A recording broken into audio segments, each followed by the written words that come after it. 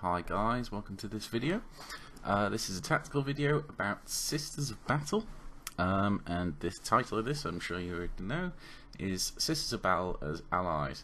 So I was asked to make this video a very long time ago, and the reason I haven't is because honestly I don't use allies that much, and again I like to know what I'm talking about before I start going into tactics and things. Having said that, I've tried Sisters of Allies a few times now. I feel like I've got a grasp on the best things. So, without much fun around, what does Sisters as Allies actually do for you? So, assuming Battle Brothers only, Sisters of Battle grant you basically points efficient and resilient troops. So, whilst they're not as hardy as a standard Space Marine, for instance, they are actually stronger against weapons and units designed to kill Space Marines because you have that 6-up invulnerable save and you have adamantium will for what it's worth. So on top of that, you still get your power armor. You're only toughness 3 instead of toughness 4, but for example, plasma weaponry, you have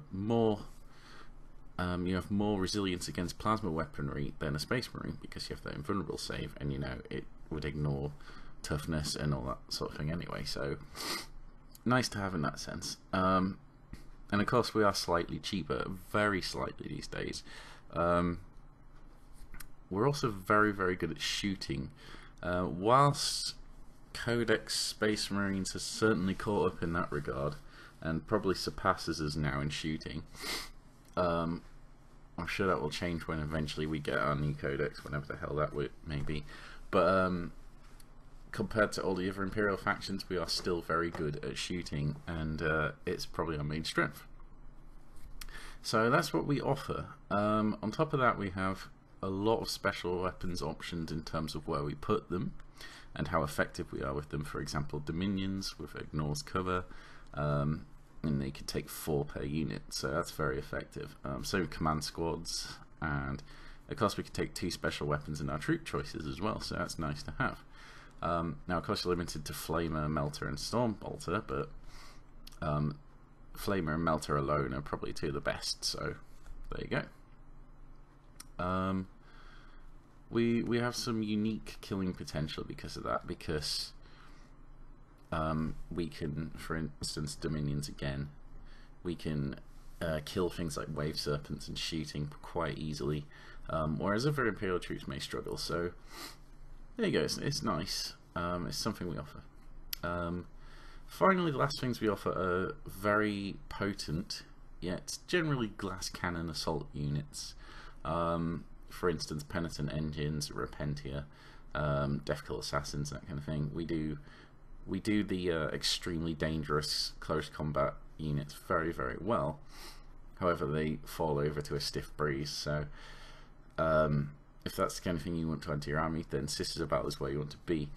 And the final thing, of course, is also assault related, is priests. And to be honest, this is, in a competitive sense, this is probably the main advantage of taking Sisters of Battle as your allies, is the priests and all the benefits they give you. For instance, you would probably never want to take a chaplain if you have access to priests, because they're just so much better. So yeah, I'm not going to go into the specifics, which is pretty obvious, especially if you've seen my other videos where you play Sisters of Battle, then you should know this. So anyway, it's kind of strange that even though they offer this, Sisters tend to offer little to most of the Imperial armies.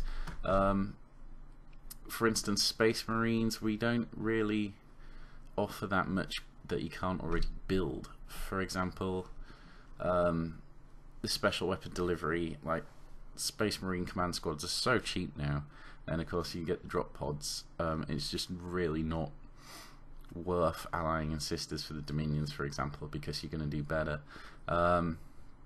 Cheap troops, you've got the scouts, you know, you've got the range and tanks and all that kind of thing.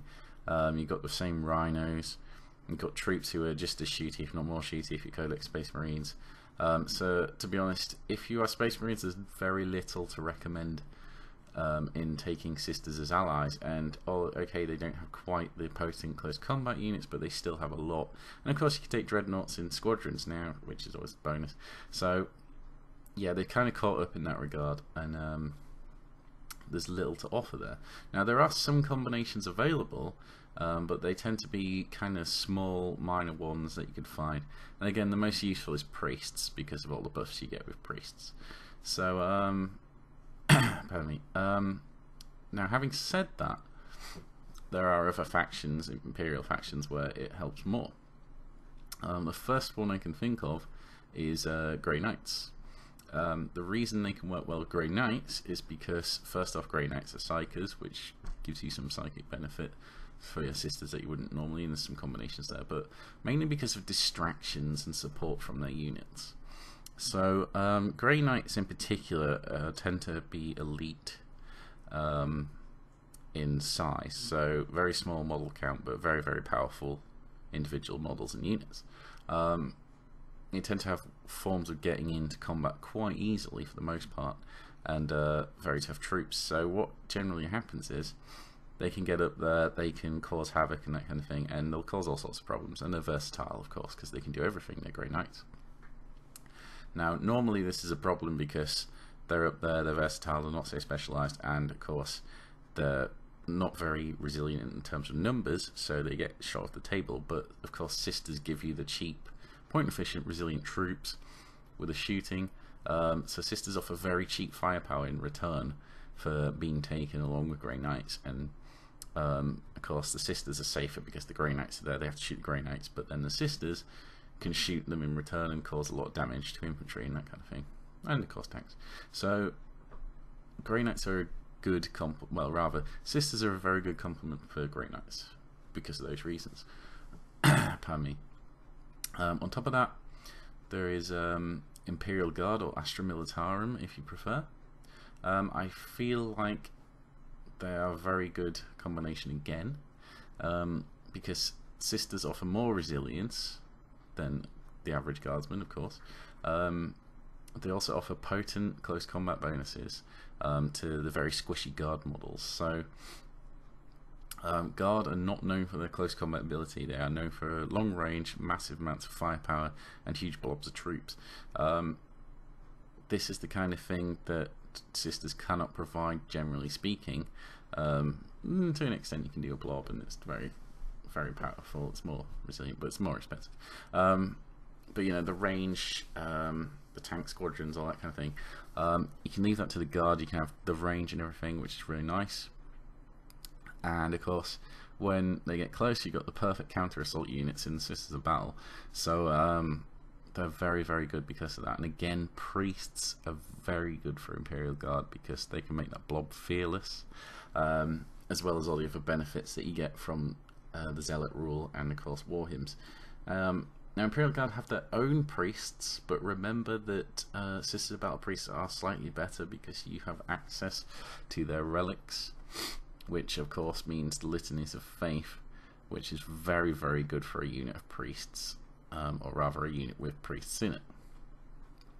So whilst Marines are also a good complement for Imperial Guard, they do tend to step on each other's toes a fair bit, whereas Sisters are obviously cheaper than Marines, less flexible but of course more specialised, so they're very potent in killing, but at the same time they're doing, generally speaking, they're doing specialised roles that the Guard would struggle at. So because of that, they tend to be a better complement than Marines for Imperial Guard. So I feel like those two armies in particular, taking Sisters as allies is a very good benefit if you want to do it. Now of course there's other minor factions such as the Mechanicum. You've got Imperial Knights and all that kind of thing. Honestly, if you want to go that route, you can. There's always a way to make it work. I personally cannot really comment because I do not play those armies. I wouldn't know how to combine them effectively without taking a good look, and I don't have time for that at this point in time. So, to be honest, I would say have a good look, and there's probably a combination you can do. But again, having said that, I think I've already mentioned the two major armies where I think you get a bigger benefit from taking sisters. So how would I do it? Here's how I would do it if I was taking an allied detachment of Sisters of Battle. First off, I'd focus on the fact that you get very cheap troops with the special weapon capabilities, perfect for anti-infantry. So I'd take the lots of flamers. I'd take the heavy flamer. I'd take the flamer. Probably take a combi flamer. Generally, how I usually run them anyway: a squad of 9 and a rhino, and then a priest, possibly with a combi flamer. Because of that, they've got crazy amounts of flaming firepower. They're brilliant for anti-infantry, and they're very, very good for an aggressive troop unit to seize objectives on its own. So I would have those, and I would send them forwards, and you can take 2 in an allied detachment. So that's what I do. And then for other troops, I would have for your main detachment of whatever faction it is, I would have them sit back, hold objectives in your own deployment zone, and generally focus on support and all that kind of thing, whatever their role is. Now, on top of that, I would take Seraphim, because again, there's enough other Imperial ways to get close and deliver anti-tank and that kind of thing. That Dominions, I don't feel are special enough. Amazing as they are, I don't feel like they're special enough for most armies that can have drop pods and that kind of thing to warrant taking over the Seraphim. Now, the Seraphim are good because they're fast jump troops, they're relatively cheap, and they're very versatile. They can do a lot of things. They're good defensively against most anti-marine equivalent shooting and that kind of thing, and of course they have hit and run, so they can get around and be a nuisance, and that's what you always want, basically, a nice nuisance thing. They can play a support role and help out anything they need to, but generally speaking they're going to protect the rest of the army either way, so they're a good addition to any kind of army because of their speed, and especially if they're running alongside bikes and that kind of thing, or a close combat unit, they can pin them down. Now, having said that, I would also take the priests, again, because they provide so many bonuses to existing close combat units. So, for example, you have a unit of Space Marine Honor Guard, a priest in there is going to do wonders for them. Same with Vanguard veterans, same with Crusader squads for Black Templars, same for, Space Marine Ogrins, that kind of thing. Now remember, they wouldn't be able to go over units too fast unless they're in a transport, of course, but you know, there's a lot of benefits you can get there. So I think that alone is the main ways to do it. Focus on the sisters' strengths if you are taking them as allies, because they have very few specialized strengths, but those tend to be the main ones, and they do have a lot to offer particular armies. But if you are not sure on how to use them, or if your army is in particular Space Marines that can pretty much cover all this stuff on their own anyway, I don't think it would be a particularly good idea to run an allied detachment of sisters, unless you particularly want to for some reason. I don't feel like, competitively speaking, they have enough to offer on their own for that kind of thing.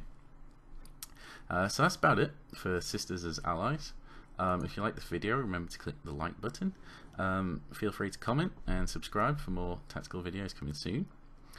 If you have any questions, leave it below and I will try to get back to you as soon as possible. And I'll be back soon with another video. Thanks for watching.